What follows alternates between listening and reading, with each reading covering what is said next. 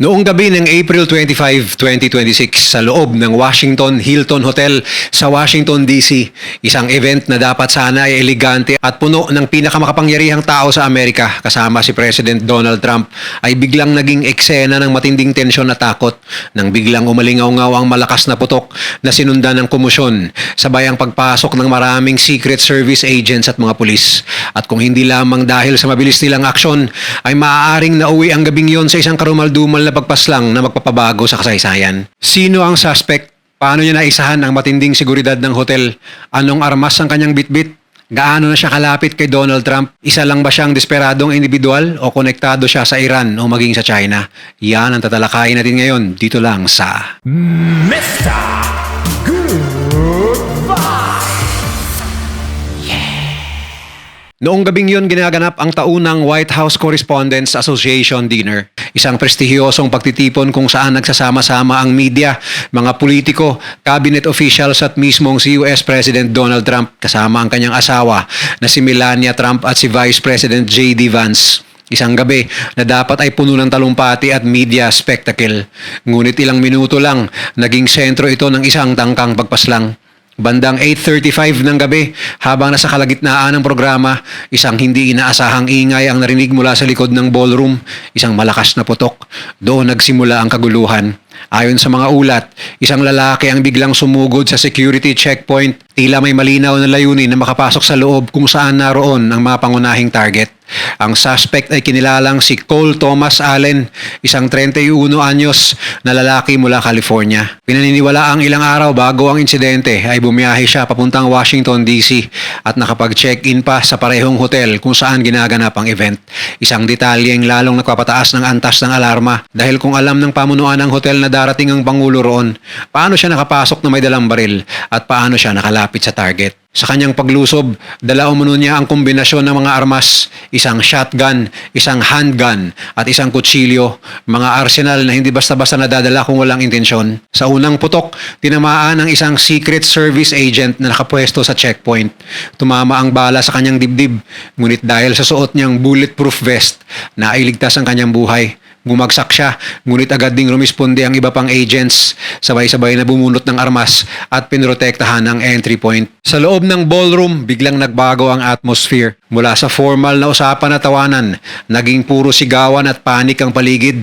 Get down ang sigaw ng mga security personnel habang ang mga bisita, kabilang ang ilang kilalang journalists, opisyal at VIPs ay nagtakbuhan o nagkubli sa ilalim ng mga mesa. Ang ilan ay naniga sa takot, hindi alam kung may susunod pang putok o kung may kasabwat pa ang suspect.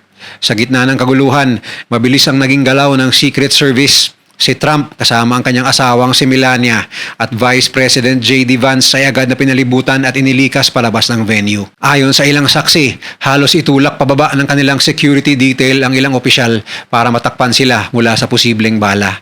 Ilang segundo lang ang pagitan, isang maliit na delay ay maaaring nagbago ng kasaysayan. Ang suspect ay naaresto sa mismong lugar matapos ma-neutralize ng mga rumisponding otoridad. Ngunit kahit tapos na ang putukan, nagsisimula pa lang ang mas malaking tanong. Ito ba ay kagagawa ng isang tao lamang o bahagi ng mas malalim na plano? Sa puntong yun, wala pang malinaw na sagot at yun ang mas nakakatakot. Sa mga oras matapos ang insidente, nagsimulang mabuo ang mas malinaw at mas nakababahalang larawan kung paano na isagawa ang tangkang pagpaslang. Hindi ito isang biglaang pag-atake. Sa halip, lumalabas na may plano, paghahanda at posibleng reconnaissance na isinagawa si Cole Thomas Allen bago pa man ang gabing yon.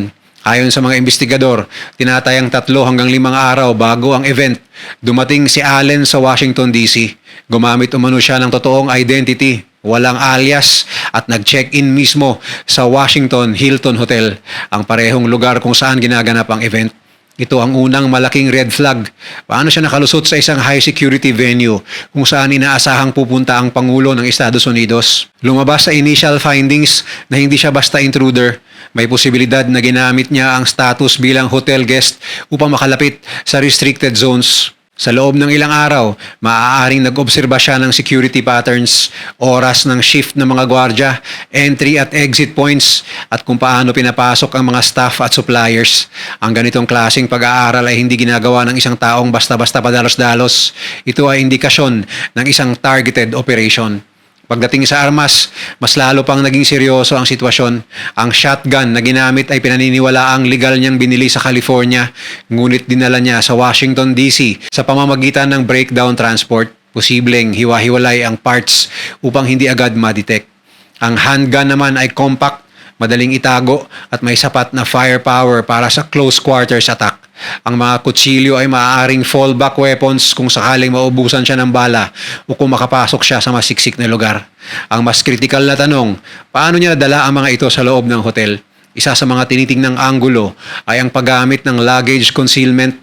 Dahil isa siyang rehistradong guest, hindi na dumaan sa parehong level ng inspeksyon ng kanyang mga gamit kumpara sa mga pumapasok sa event mismo. Ibig sabihin, maaaring nandoon na ang mga armas sa loob ng hotel bago pa man higpitan ang seguridad para sa gabi ng naturang dinner. Sa makatwid, nagkulang ang Secret Service at mga gwardya ng hotel sa larangan ng seguridad. Sa mismong gabi ng insidente, ayon sa reconstructed timeline, sinubukan ni Allen na pumasok sa secondary access point, isang checkpoint na hindi kasing higpit ng main entrance pero may presensya pa rin ng Secret Service. Doon niya inilabas ang shotgun at agad nagpaputok. Tinamaan ng isang agent. Ang hakbang na ito ay tila isang breach attempt, isang desperadong paraan para makalusot sa inner perimeter. Ngunit dito rin nagsimulang mag-collapse ang kanyang plano. Hindi niya na-anticipate ang bilis ng response ng Secret Service. Sa loob lamang ng ilang segundo, na-contain siya, napigilan ang kanyang pag-usad at tuluyang na-aresto. Habang iniimbestigahan ang kanyang background, lumalabas na si Allen ay walang direct military affiliation, ngunit may history ng online activity na may extremist tones, bagamat hindi pa malinaw kung anong ideology ang kanyang sinusunod. Wala ring kumpirmasyon kung siya ay bahagi ng isang organisadong grupo o isang lone actor na may sariling agenda. At dito nagsisimula ang mas malalim na usapin kung kaya niyang planuhin ito ng ganito kadetalyado ng mag-isa o kung may iba pang nagplano para sa kanya. Habang lumalalim ang investigasyon kay Cole Thomas Allen, isang mas sensitibo o mas delikadong tanong ang unti-unting lumilitaw. May koneksyon ba ito sa Iran o China, lalo na sa gitna ng umiinit na geopolitical conflict ngayon sa gitnang silangan? Sa ngayon, ayon sa mga opisyal at mismong si Donald Trump, wala pang ebidensya na direktang nag-uugnay sa suspect sa Iran o sa kasalukuyang digmaan. Sa isang press briefing matapos ang insidente, sinabi ni Trump na hindi niya iniisip na konektado ito sa Iran war, bagamat inamin din niya na hindi pa rin ito tuluyang maisasara bilang posibilidad. Ngunit bukod sa tanong kung sino ang nasa likod, may isa pang kritikal na punto sa investigasyon. Sigurado ba ang mga otoridad na si Trump ang tunay na target? Ayon sa paunang assessment ng Secret Service at federal investigators, malaki ang posibilidad na si Trump ang primary target. Ilang dahilan ang tinuturo dito. Una, ang lokasyon ng breach attempt. Ang checkpoint na sinusubukang pasukin ni Allen ay isa sa mga entry point papunta sa inner security zone kung saan naroon ang Pangulo. Hindi ito random area. Ito ay isang strategic access route. Pangalawa, ang timing. Ang paglusob ay nangyari habang aktibo ang programa at present si Trump sa loob ng ballroom. Ibig sabihin, ito ay nangyari sa eksaktong sandali na may maximum impact kay Trump kung sakaling nakalusot ang suspect. Pangatlo, ang klase ng armas. Ang shotgun at handgun ay parehong epektibo sa close range, high-value target attack. Hindi ito ang tipikal na armas para sa mass casualty na random shooting. Ito ay mas tugma sa isang direct assassination attempt kung saan kailangan mong makalapit at magpaputok ng mabilis. Gayunpaman, hindi pa rin ito 100% confirmed. Tinitingnan pa rin ng mga investigador kung may ibang posibleng target sa event. Dahil naroon din ang iba pang high-profile individuals tulad ng Vice President, cabinet members at media figures. Sa madaling salita, mataas ang probability na si Trump pero hindi pa 100% sure na siya ang mismong pakay. Balik tayo sa mas malawak na konteksto. Sa panahong ito, ang Estados Unidos ay aktibong sangkot sa tensyon sa Iran, lalo na sa usapin ng Strait of Hormuz at ang oil blockade. Ang China ay direktang apektado dahil sa kanilang dependency sa oil imports na dumadaan sa naturang choke point. Ibig sabihin, parehong may strategic interest ang Iran at China na pahinain ang political stability ng US. Lalo na kung ang target ay isang sitting president na aktibong gumagawa ng agresibong military at economic moves laban sa kanila. Kung iisipin sa pinaka-investigative na anggulo, kung may foreign involvement, hindi ito magiging direkta. Hindi ito magiging simpleng agent ng Iran o operative ng China. Sa halip, kung meron man, maaring ito ay sa anyo ng indirect influence, psychological manipulation o paggamit ng isang vulnerable individual na kayang mag-operate bilang lone gunman. At dito nagiging mas komplikado ang profile ni Allen. Ayon sa mga ulat, siya ay isang taong tila normal, may trabaho, may edukasyon, at may social presence. May ilang indikasyon ng political views, ngunit walang malinaw na ekstremista ang affiliation.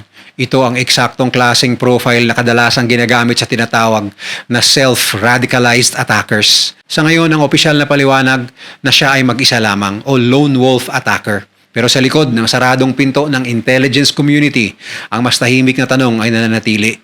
Isang tao lang ba talaga siya o isang pyesa ng mas malaking laro? Habang patuloy ang investigasyon sa attempted assassination, mas nagiging malinaw kung bakit mataas ang alarma ng mga otoridad dahil hindi na ito isang isolated case.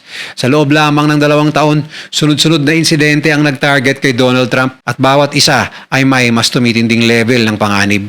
Nagsimula ang pinakadelikadong serye ng assassination attempt sa kanya noong July 14, 2024 sa Butler County, Pennsylvania. Habang nasa campaign rally si Trump bandang 6:15 p.m., biglang umalingaw-ngaw ang hindi bababa sa 5 putok. Sa gitna ng kanyang talumpati, napayuko siya habang rumaragasa ang Secret Service papunta sa stage upang takpan siya.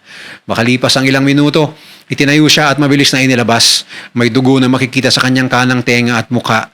Ang suspect ay agad na binaril at napatay ng Secret Service sa loob lamang ng ilang segundo bago siya tuluyang mailayo. Sumigaw pa si Trump ng fight habang nakataas ang kamao. Isang eksenang lalong nagpainit sa political climate ng Amerika noong panahong yon. Hindi pa doon natapos. Noong September 15, 2024, ang ikalawang tangkang pagpaslang ay nangyari sa kanyang golf resort sa Florida. Habang naglalaro si Trump sa pagitan ng holes 5 at 6 kasama ang mga kaibigan, biglang nakarinig ng putok. Isang Secret Service agent ang nakakita ng baril na nakausli mula sa mga damuhan malapit sa golf course. Agad na nagpaputok ang mga otoridad nang hindi bababa sa 4 na rounds. Ang suspect ay nakilalang si Ryan Wesley Ruth, edad 58. Ayon sa investigasyon, halos 1 buwan na siyang nasa South Florida at ang kanyang cellphone records ay naglagay sa kanya malapit sa Mar-a-Lago residence at golf course ni Donald Trump. Kalaunan, siya ay nahatulan ng habang buhay na pagkakakulong dahil sa planong pagpatay. Pagpasok naman ng September 2025, isa namang kakaibang uri ng threat ang lumitaw. Sa Ryder Cup sa Bethpage Black Course, New York, isang off-duty NYPD officer na si Melvin Eng ang nahuling nagpanggap bilang bahagi ng security detail ni Trump, kumpleto sa tactical gear at armas. Wala siyang assignment at naka-sick leave pa.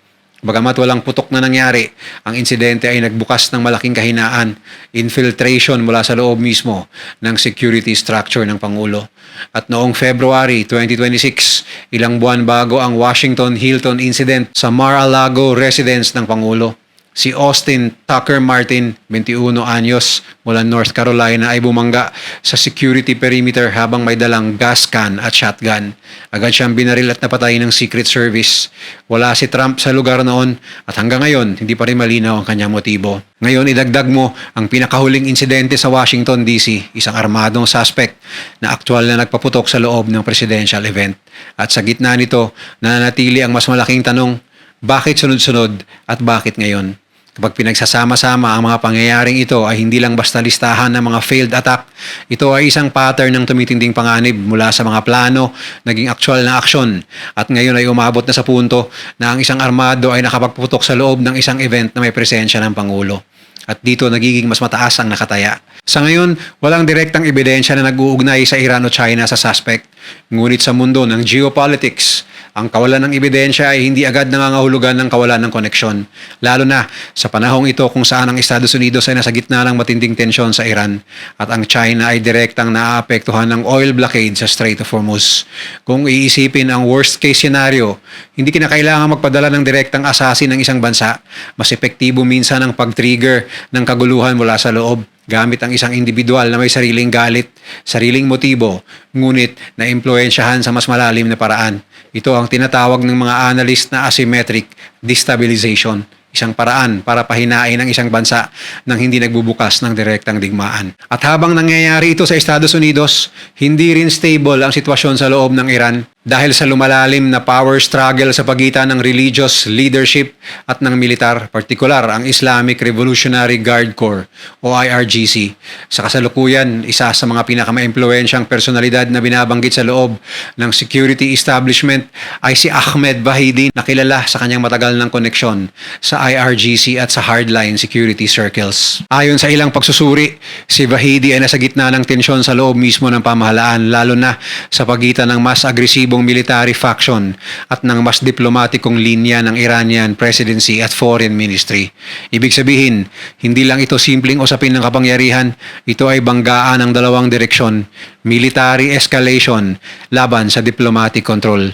Sa ganitong setup, ang impluensya ni Mujtaba Khamenei ay tila hindi na kasing solid ng dati, habang ang mga hardline figure sa loob ng IRGC ay mas nagiging decisive sa mga strategic na galaw ng bansa. Si Mujtaba Khamenei ay sinasabing nasa isang kritikal at halos desperadong kondisyon ngayon. Ayon sa iba't ibang ulat, siya ay malubhang nasugatan matapos ang mga airstrike noong February 2026 na nagresulta sa pagkamatay ng kanyang ama. Simula noon, halos hindi na siya nakikita sa publiko at wala ring malinaw na video o live appearance na nagpapatunay ng kanyang kondisyon. May mga intelligence report nagsasabing siya ay may matinding paso, pinsala sa mukha at malubhang damage sa mga braso at binti, kung saan kinakailangan umano ng sunod-sunod na operasyon at posibleng prosthetics. Dahil dito, ang kanyang posisyon bilang leader ay nagiging symbolic na lamang sa ilang pananaw, habang ang tunay na kapangyarihan ay lumilipat sa mga military figure sa loob ng IRGC. Sa madaling salita, si Mujtaba ay hindi lang nasa mahirap na political situation, siya ay nasa isang physical at political na krisis ng sabay. Ito ang pinakadelikadong kombinasyon, isang global power na nakakaranas ng internal threats at isang rival nation na nasa gitna ng internal power struggle.